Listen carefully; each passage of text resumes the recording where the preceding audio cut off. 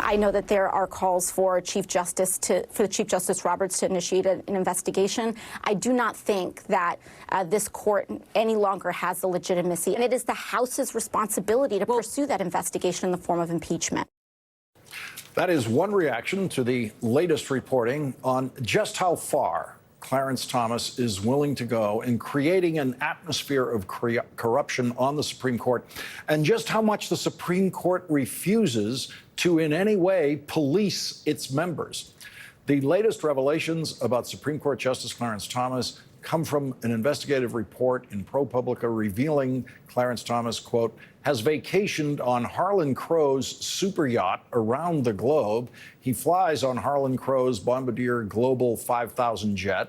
He has gone with Crow to the Bohemian Grove, the exclusive California all-male retreat, and to Crow's sprawling ranch in East Texas. And Thomas typically spends about a week every summer at Crow's private resort in the Adirondacks. We also learned this weekend that Harlan Crow is a collector of Nazi and white supremacist memorabilia. Harlan Crow is a right-wing Republican with a strong interest in cases before the Supreme Court. He denies talking to Clarence Thomas about the cases he is interested in at the Supreme Court. The latest reports come nearly 2 decades after the Los Angeles Times first reported that from 1998 to 2003, Justice Thomas accepted more than $42,000 in gifts, the most of any justice at that time. Justice Thomas's apparent reaction to that report in the Los Angeles Times was to simply refuse to report any more gifts.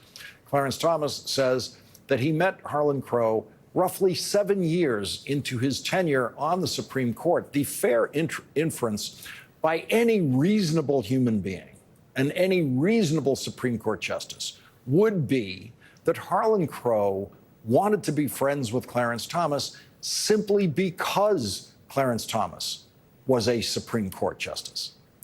That fact should have controlled and limited Justice Thomas's acquaintance with Republican billionaire Harlan Crow, who's a major funder of Republican campaigns. You know that Clarence Thomas knows he's in trouble because he finally has been forced to issue a written statement about this latest report, saying, early in my tenure at the court, I sought guidance from my colleagues and others in the judiciary and was advised that this sort of personal hospitality from close personal friends who did not have business before the court was not reportable. I have endeavored to follow that counsel throughout my tenure and have always sought to comply with disclosure guidelines. The Senate Judiciary Committee is not satisfied with Clarence Thomas's written statement.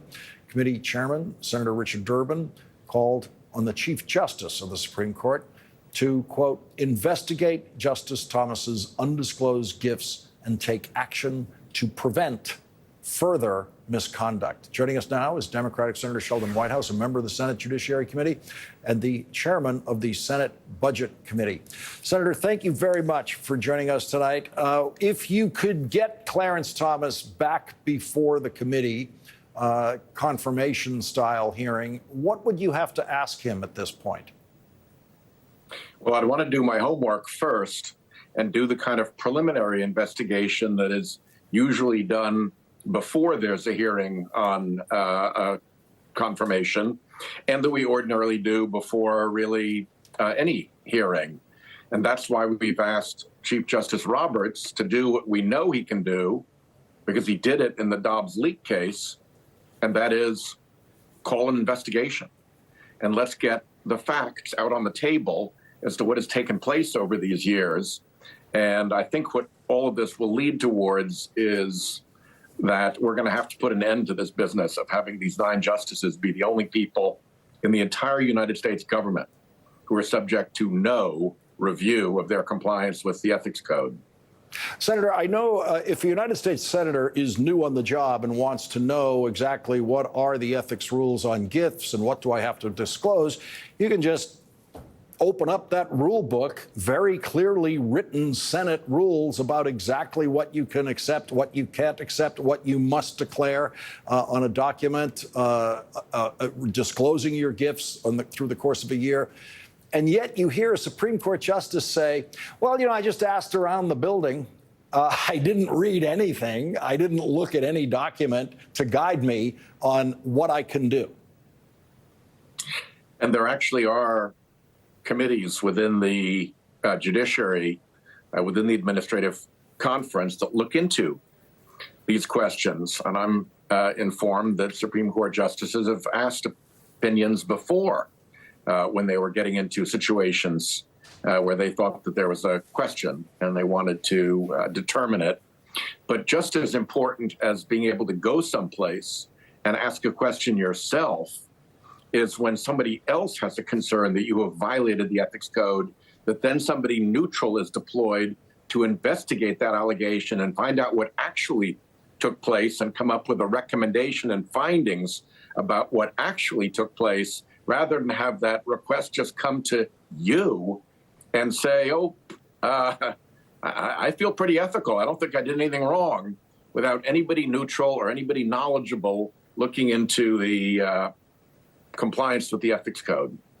So is it your sense that the Chief Justice has the authority to investigate a situation like this simply because there's nothing written down about what the Chief Justice can or cannot do, and there's nothing written down that says he cannot investigate it? When the Alito leak took place of the Dobbs opinion, he didn't hesitate to call in an investigation when I think at the time he probably thought that it was some staffer. And they really let loose the dogs. They seized telephones, they went through emails, they took sworn statements, they had affidavits, they brought in investigators, they did all of that, and they never mentioned their fellow justices. And then when everybody noticed, wait a minute, didn't you leave some people out here who also had access to that opinion?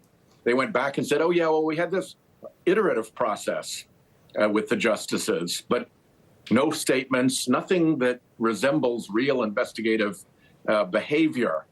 So, yes, he can do it. They made a hash out of it last time.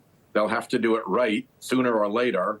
And if they won't do this themselves, then one of the reasons for our judiciary hearings is to start setting up what a proper investigative method should look like for the court to apply.